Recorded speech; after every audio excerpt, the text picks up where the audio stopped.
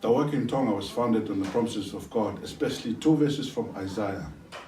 The least of you will become 1,000. The smallest, a mighty nation. And especially this one. I'll make you a light to the nations, that my salvation be reached to the end of the earth. So light to the nations, bringing salvation to the end of the earth. There are 2 main streams of where people come to the Tonga Navigators. One through the ministry of Finamoa and Kilepi. They gave their life to this ministry. They make sure that everybody get the basics right. And one through the student ministry of the Navigators that Terry McGrath, with his student ministry at Mass University. I was one of them. And a lot of Tongan that went there, he discipled. Now they lead the ministry here in Tonga. They see the Navigators coming with their tools, coming with resources to help them to accomplish the Great Commission, interchange.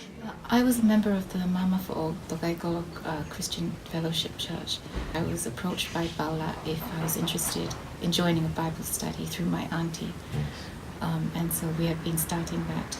This Bible study group has been going on for about 4 years now.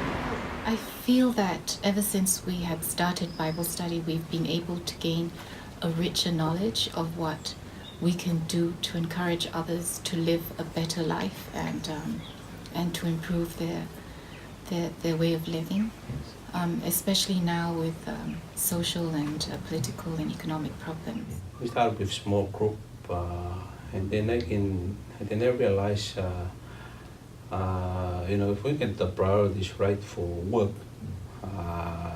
God will do the rest for us. And now we have a Bible study every day at work, and we have 5 full-time staff. They don't do anything else but Bible study during the workplace.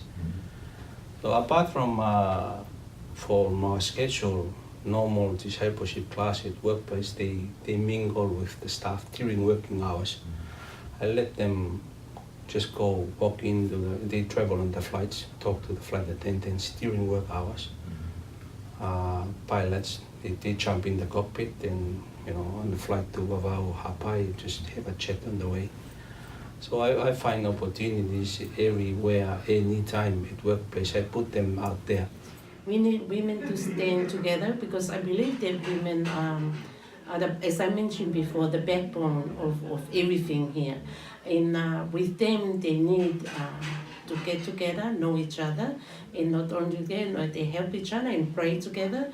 And meeting like is, usually Bible studies, that's what we do. That's what we've been doing so far. And we involve more with the non-Christian women. We have a meeting every quarter that we invited in every quarter a speaker who will be talking about the bridge illustration, telling about the gospel, share the, information all about here, and we follow them up. And by doing that, we are now getting more women that we could handle, This is the 10th year of the prison ministry. We have a very different approach from other churches in Tonga. They go to prison and preach, which is fine. And they asked me to come and preach, which I did in the beginning. But I asked them, please give me 12 people that I can work on as a small group.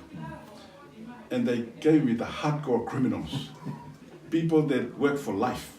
The result can speak for themselves. They are the most trustworthy people in prison. They are the people they rely on to go outside and do the work there. What I have seen in these people starting to reach out to the other prisoners and bring them to Christ. And when they come out, they bring their families. Even starting their own small group in their homes and their families. It's quite encouraging.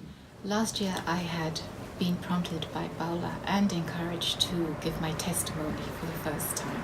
So I was able to put my my life together in order so that I could have a perspective on what God had been doing in my life, and the changes that He had, positive changes that He had been able to give for me and my family and my job.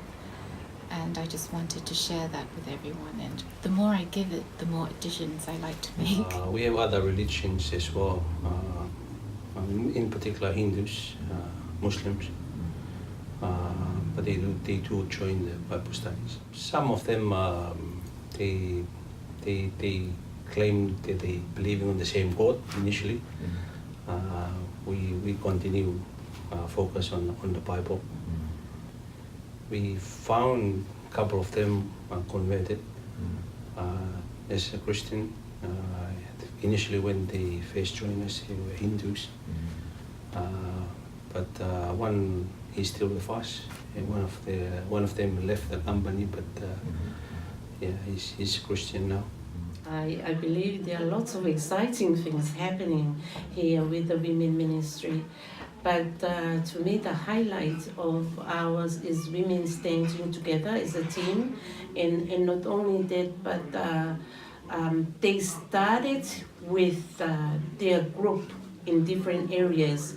And they have a goal that they will try, not only in their villages, but the next village, to extend the gospel there, and also have someone in the next village to continue a little Bible study there. The biggest highlight for me in the last year, in December in our conference, the president asked me to come up with a strategy to move the church forward. And I gave him the ministry diagram of the navigators. Evangelize to produce converts, disciple them to make disciples, and equip them to produce laborers. Moving forward, that's the most pleasing aspect of this work in the church for me. Seeing that the greatest need of the church is to produce laborers, so that other churches may see it and like to do the same. And we have started that program too, where other churches are sending some of their young people to a 3-month living training program, so that after that they go back to their churches and work there. That's another big development. This is the third year of that program.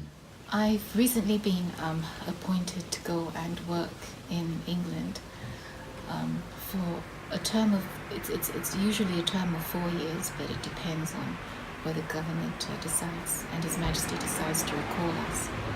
And I think that when I do go there, it'll be a great opportunity for me to create my own Bible study and perhaps try and do exactly what Paula had been doing here. I think that it is my calling. Looking forward to the future, I think the problem I have, like the people I nominate as full-time discipleship teachers, there are not enough of them. I rather see more, and to me, we have more labor. We need to invest on the school. I think I myself now consider, doing more time doing discipleship. Then I believe that I can find an engineer to fix on the aeroplane. I can get the CEOs to run the airline. I need to more focus on discipleship, because that's the key to success on our business. We need to focus on develop the staff, not just what they know, but their life, the spiritual life. In one village, I have about 3-4 classes, and my aim for them, I target that they will bring one, and perhaps in the future have their own. And that's my prayers. Continue like that. And I am hoping and also praying that God will install their heart what is in me, that they will pass it on, to others as well. Our planning going forward in our plans to have a ministry in every village in Tonga and in every island. We are helping trying to help Fiji with their ministry in a lot of ways, and also Vanuatu. Solomons. We are praying for Samoa to set up the work there. And I'm sure with a lot of people praying and working with the Samoans, work will set up there. And Papua New Guinea, and all the other Pacific islands. So we have the vision to move into these islands. I'd rather have, I'd rather have one-on-one. Every pilot I need a pole for each pilot. That's an investment I'm willing to do, is get more labor onto our workforce. To be generational, we set up a next generation ministry to develop the young people to be the future leaders of this ministry. So that's very encouraging. I believe that they will have the heart to pass it on and become laborers. I think that's what I want them. I want to see them continue in that trend for the future. So that they pass it on from this generation to the next generation to the next generation. So that we have a discipleship going to the third and fourth generation.